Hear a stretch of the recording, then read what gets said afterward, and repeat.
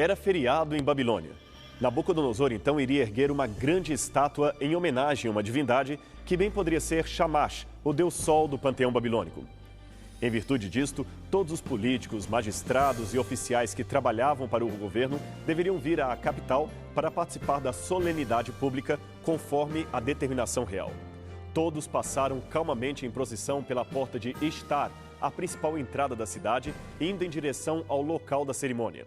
Nabucodonosor inauguraria ali uma estátua praticando o que os babilônios chamavam de Shu-Ilá, ou seja, uma prece com a mão levantada. Ela tinha este nome porque era recitada com a mão direita erguida à altura do rosto ou ambas as mãos erguidas para o céu. O rei, como era de costume, já tinha uma oração particular escrita por algum sacerdote que trazia o seu nome no lugar do suplicante. A Shu-Ilá geralmente era feita em ocasiões muito especiais, como, por exemplo, quando havia medo de que o reino caísse na mão de povos estrangeiros. E Nabucodonosor compartilhava deste receio desde que o profeta Daniel interpretou-lhe um sonho envolvendo uma grande estátua e dizendo que no futuro um reino inferior ao seu haveria de conquistar a Babilônia. Esta história está em Daniel, capítulos 2 e 3. À hora da prece, uma música seria tocada por vários instrumentistas reais e todos, a uma, deveriam prostrar-se enquanto o rei orava e os sacerdotes ofereciam sacrifícios para a divindade protetora do reino. Todos se prostraram diante do ídolo pagão, menos, é claro, Sadraque, Mesaque e Abdenego, os três companheiros do profeta Daniel. Havia uma pena de morte prescrita a qualquer um que não participasse do festejo. Mesmo assim, eles não cederam em sua fidelidade para com Deus. A mensagem de advertência do famoso livro do Apocalipse retoma este episódio da Babilônia, ocorrido há 2.600 anos, para descrever uma situação semelhante que terá lugar em breve no futuro do mundo, quando o chamado Anticristo começar a governar as nações. Diz o texto: "E foi dado ao dragão, figura mitológica para simbolizar o maligno, comunicar fôlego à imagem da besta, símbolo apocalíptico do anticristo, para que não só a besta falasse, como ainda fizesse morrer todos quantos não adorassem a imagem da besta." Apocalipse capítulo 13, verso 15. É difícil estabelecer nos mínimos detalhes todas as nuances desse decreto futuro. No entanto, é plenamente certo que ele envolverá uma questão de escolha entre a fidelidade a Deus e a harmonia com o mundo. Chegará um momento em que será impossível seguir os 10 mandamentos e estar, ao mesmo tempo, em paz com a nova ordem mundial. Aliás, pelo que diz a continuação da profecia, este será um decreto que alcançará o mundo inteiro. Veja os versículos seguintes: "A todos os grandes e os pequenos, os ricos e os pobres, os livres e os escravos, faz que lhes seja dada certa marca sobre a mão direita ou sobre a fronte, para que ninguém possa comprar ou vender, senão aquele que tem a marca, o nome da besta ou o número do seu nome." Versos 16 e 17. Analisando fatores políticos, econômicos e sociais da atualidade, é possível dizer que, embora não tenhamos uma data precisa para o cumprimento deste oráculo, já é notória a existência de um cenário político mundial que possibilita o cumprimento desta profecia nos últimos tempos, em nossos tempos. Até mais ou menos meado do século XVIII, era totalmente estranha a ideia de um governo mundial, conforme supõe a profecia apocalíptica. A Revolução Comercial dos séculos XVI e XVII já havia intensificado o processo de desenvolvimento capitalista que acabou unindo os países pela circulação de mercadorias. Mas isto estava longe de uma administração global, como prevê a profecia. Em 1760, inicia-se na Inglaterra a Revolução Industrial, que aumentou em muito a dependência de um país em relação ao outro. Empréstimos entre nações e monopólio tecnológico por parte de países mais ricos acabaram criando espaço para a possível união entre governos. No século XIX, alguns sociólogos chegaram a falar de um imperialismo mundial que colocaria todos sob o mesmo governo. Neste tempo, porém, tal ideia não passava de sociologia utopista, ou seja, um delírio dos pensadores. Hoje as coisas mudaram. Desde a segunda metade do século XX, a transnacionalização das empresas parece ganhar cada vez mais força. Nos anos 50 e 60, veio a expansão das empresas multinacionais. Nos anos 70 e 90, a vanguarda dos bancos e instituições financeiras. E, inaugurando o novo milênio, temos a força da internet, que já atinge mais de 1,5 bilhão de usuários em todo o mundo. Olhe em redor e constate por si mesmo. O nosso mundinho tornou-se, de fato, uma aldeia global. As distâncias são encurtadas pela tecnologia e as fronteiras tornaram-se um sistema que tem os dias contados. Você liga a TV e assiste diretamente do Japão uma partida de beisebol, que, aliás, é jogo dos americanos. Encontra-se com um amigo que acaba de chegar da Rússia e ele lhe conta que comeu hambúrguer com refrigerante Diet na Praça Vermelha, em Moscou. Em Israel, garotinhos árabes e judeus vestem juntos camiseta da seleção brasileira e pedem autógrafos a um jogador que pretendia passar férias em determinado lugar onde achava que não era conhecido. Depois de tudo isto, você se dá conta que, na verdade, o mundo está no seu quintal, ou melhor, na tela do seu computador. Estamos vivendo a era da globalização. A coisa, no entanto, vai muito mais além do que uma simples universalização de costumes. No mundo civilizado, aprofunda-se cada vez mais a desigualdade entre países ricos e pobres, países bem ou mal desenvolvidos. Intensifica-se a competitividade comercial e, com isto, aumentam-se os riscos de desemprego, crise econômica e outros fatores. Quem não se viu ameaçado por um crash econômico ocorrido na Europa ou nos Estados Unidos? Quem não teme ser vítima da queda de uma bolsa de valores em outra parte do mundo? Ou ainda oferecer para a herança de seus filhos um planeta morto em consequência dos crimes ambientais cometidos por todos os países. No mundo globalizado, todos ficam vulneráveis à informática, ao ritmo das bolsas de valores e outros fatores atuais. Aliás, atualmente, são negociados mais de 1,4 trilhão de dólares em ações internacionais, onde o investidor de um país leva o seu capital para outro país estrangeiro. Entre 1984 e 1992, o fluxo internacional de bens e serviços saltou de 3,5 trilhões para 7,5 trilhões de dólares por ano, um crescimento sem precedentes na história econômica mundial. Dentro desse contexto, se um país se isola ou dita suas próprias leis, pode ser excluído por outras economias e perder os capitais, informações e tecnologias vindas de outros países. Aliás, foi exatamente esta situação que acabou derrubando gigantes independentes como a Rússia e todo o conglomerado que perfazia a ex-União Soviética. Outra importante questão decorrente da globalização capitalista, sobrepondo-se à economia dos países, é a de ordem monetária. O comércio e as negociações financeiras internacionais tornaram urgente a criação de um regime estatal ou estável de câmbio, isto é, uma paridade entre as moedas. O melhor, na opinião de muitos governantes e economistas, é criar um dinheiro mundial que circule livremente pelos países sem obstáculos criados por políticas particulares, nem interesse próprio de uma única nacionalidade. Foi neste quadro que os países ligados à União Europeia se adiantaram, definindo a criação do euro, que seria uma moeda regional válida desde 1998.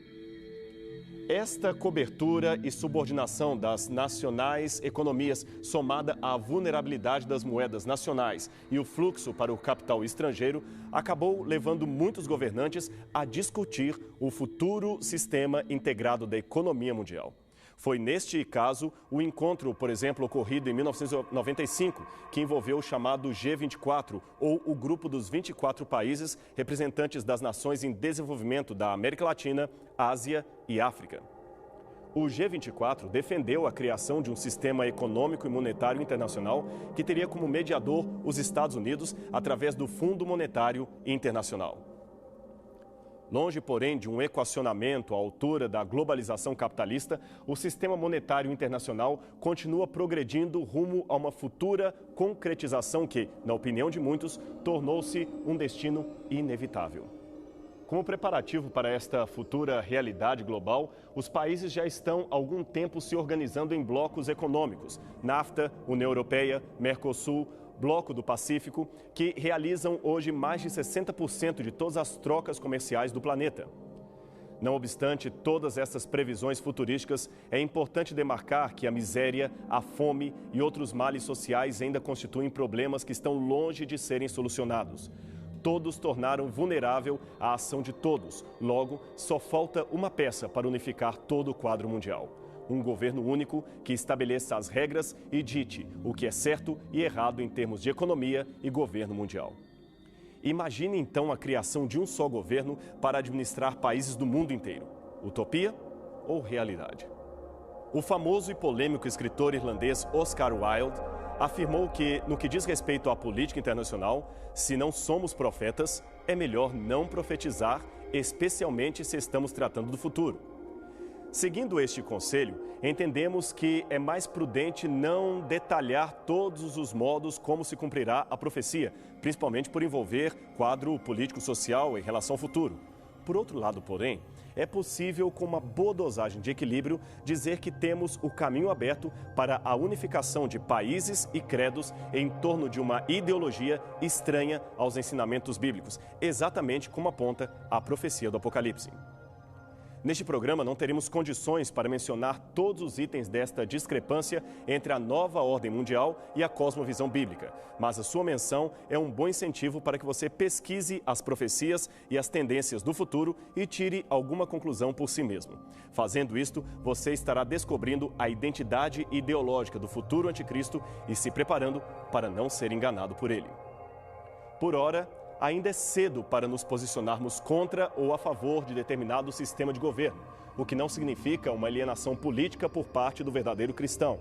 A regra que se deve seguir é apenas a seguinte: se for estabelecida alguma regra que conflita com qualquer mandamento da lei divina ou da Bíblia, o que importa é ser fiel a Deus e não aos homens, nem que para isso tenhamos que pagar com a nossa própria vida. Por enquanto, ainda gozamos de liberdade para seguir a religião que quisermos, segundo as normas de nossa própria consciência. Porém, chegará o dia em que deveremos tomar uma dramática decisão contra ou a favor de Cristo. Para coisas envolvendo a espiritualidade, não existe neutralidade, não existe meio termo. Mudando um pouquinho de assunto, mas permanecendo dentro do quadro profético de um predito fim do mundo, podemos citar também as crises ecológicas que ameaçam o planeta. Hoje, a preocupação com o fim da vida na Terra extrapolou em muito a questão nuclear ou os que estudam profecias relacionadas ao juízo final. A cada dia, vê-se o meio ambiente morrer aos poucos na progressiva destruição das florestas, na redução da água potável e no empobrecimento da biodiversidade. Segundo o Programa de Desenvolvimento das Nações Unidas, se esta situação não for rapidamente corrigida, o mundo verá decretado em pouco tempo o fim da humanidade. Só para ter uma noção, a água potável do planeta passou de 17 mil metros cúbicos de água em 1950 per capita para 7 mil em 1998. Nesta proporção, chegaremos a 2050 com uma população mundial estimada em 9,5 bilhões de habitantes, dos quais 1 ou 2,5 bilhões não disporão de água regular potável para beber. Hoje já são 132 milhões de pessoas vivendo nesta situação. Nos últimos 50 anos, a produção descontrolada de poluição quadruplicou a emissão de dióxido de carbono. Isto poderá causar, nas próximas décadas, um superaquecimento do planeta, principalmente com males provocados pela camada de ozônio que está prejudicada, aquela que deveria filtrar os raios solares na atmosfera terrestre. Se tal fenômeno ocorrer, trará em consequência o aumento de até 1 metro do nível do mar, que inundará consideráveis faixas de terra dos países e cidades que estão costeiros, permitindo o avanço das áreas desérticas. Estas são apenas algumas das muitas advertências que estudiosos e ecologistas do mundo inteiro têm feito à humanidade. Se a paisagem destrutiva não for modificada, a tendência aponta um futuro pouco digerível para a sociedade. Pelo menos é o que dizem ambientalistas do movimento Greenpeace. Há quase 2000 anos, o apóstolo João profetizou que no futuro Deus teria de acertar contas com os que cometem, dentre outros delitos, crimes contra a ecologia. Como diz a profecia, chegou o tempo determinado de sua ira, a ira de Deus, e o tempo para destruíres os que destroem a terra. Noutras palavras, esta profecia nos ensina que, primeiro, quase 2 milênios antes da era atômica, Deus já sabia que no futuro a humanidade poderia destruir a terra. Segundo, antes que qualquer um pudesse sonhar racionalmente com uma possível destruição em massa, Deus revelou ao profeta que isto um dia seria realidade. E ele escreveu tudo no livro do Apocalipse. Terceiro, segundo a profecia, antes que se efetuasse um extermínio final, Cristo voltaria, dando um basta na destruição desenfreada da natureza. Antes, porém, que este evento aconteça, o Senhor utiliza-se da própria natureza para advertir os habitantes da terra de que em breve haverá um juízo, e cada um prestará contas por tudo o que tem praticado. todos os atos bons e ruins serão um dia sentenciados ou trazidos à tona no tribunal de Deus. Certa vez, Jesus repreendeu aos estudiosos do seu tempo porque não davam o devido valor à vinda do juízo de Deus. Ele disse: chegada a tarde dizeis, haverá bom tempo, porque o céu está avermelhado. E pela manhã, hoje haverá tempestade, porque o céu está de um vermelho sombrio. Sabeis, na verdade, discernir o aspecto do céu e não podeis discernir os sinais dos tempos? Lucas capítulo 12, versos 54 a 56. O que Jesus queria dizer por sinais dos tempos? Que à medida que progredisse a história, todos saberiam que o dia de Deus estaria chegando. No Apocalipse, há uma importante mensagem do juízo anunciada em todo o céu. Um anjo voa e diz: temam a Deus e louvem a sua grandeza, pois já chegou a hora de Deus julgar a humanidade. Adorem aquele que fez o céu, a terra, o mar e as fontes das águas. Apocalipse 14, verso 7. Não seria o respeito à natureza uma bela forma de adorar a Deus, reconhecendo-o como o Criador de tudo o que existe? Deus, creiam agora em mim. Sabem, na casa de meu pai há muitos quartos, e eu estou indo preparar um lugar para cada um de vocês. E depois que eu for e terminar a preparação deste lugar, eu voltarei e levarei vocês para morar comigo, para nunca mais precisarmos dizer adeus. João 14, versos 1 a 3. Finalmente, uma boa notícia em meio a tantas tristezas. O mestre iria embora, mas não para sempre. Ele voltaria um dia para buscar os seus amigos e levá-los para morar na casa do seu pai. Não havia motivos para temor. Jesus sempre cumpre aquilo que ele diz. Havia, contudo, uma incógnita que permanecia latente na vida dos discípulos. Quando seria o momento do reencontro? Há algum tempo, no Monte das Oliveiras, Jesus lhes havia revelado a impossibilidade de saber o tempo da profecia. A Bíblia diz o seguinte com relação a este episódio: a respeito daquele dia e hora, ninguém sabe, nem os anjos, nem o Filho, senão somente o Pai. Mateus 24, verso 36. O tempo foi passando e com ele a geração daqueles que receberam pessoalmente esta promessa. Os que chegaram depois também ouviram dos antecedentes da história de Cristo e de seu futuro retorno para a alegria dos seus filhos. Alguns, no entanto, no meio do caminho desanimaram e não quiseram mais continuar esperando pelo Senhor. Parecia tão demorado que foram tentados a pensar que tudo não passava de um engano. Ou, usando um eufemismo, pensaram que Jesus resolvera mudar de planos em relação à sua volta ao mundo. Grupos separatistas começaram então a espiritualizar o tema da segunda vinda. Alguns diziam que ela já havia ocorrido, enquanto outros individualizavam o evento, dizendo que sempre havia uma nova volta de Jesus a cada momento que alguém morria. Os céticos, é claro, riam da esperança cristã e proclamavam a plenos pulmões que Jesus era um embusteiro. Veja o que afirmou o apóstolo Pedro, aliás, escrevendo também com os discípulos. Lembrem-se de que nos últimos dias virão os escarnecedores, segundo seus próprios escárnios, andando segundo as suas próprias paixões e dizendo: onde está a promessa da sua vinda? Porque desde que nossos ancestrais morreram, todas as coisas permanecem como desde o princípio da criação.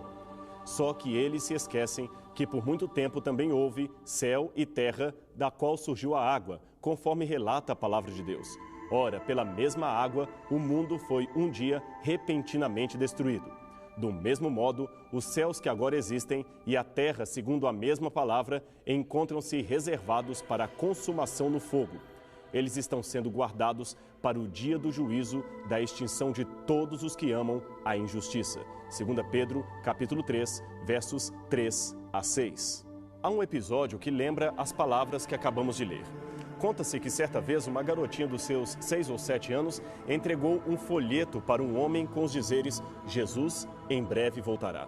Sem a menor sensibilidade para com a criança, o adulto devolveu-lhe o panfleto, soltando uma irritante gargalhada e dizendo com voz de deboche: é mesmo, garotinha? Quer dizer que Jesus está chegando? Então, quando ele vier, diga-lhe que deixei um abraço. Isto é, se ele vier mesmo. A garotinha, com simplicidade infantil, respondeu de volta: se Jesus vai aceitar ou não o abraço do Senhor, eu não sei. Mas de uma coisa me lembro: o apóstolo Pedro disse que no fim viriam homens como o Senhor, debochando da promessa de Cristo. Estes seriam então queimados e virariam cinza no dia do juízo. Desculpe, Senhor, mas acho que o Senhor tem um problema a resolver, um problemão. Segundo a Bíblia, a volta de Jesus é um evento que encerra dois sentimentos ao mesmo tempo. Para aqueles que estão em paz com Deus e amam sua lei, ela será um momento de alegria, de muita expectativa. Aquele que está por vir não é um estranho nem um exterminador do futuro.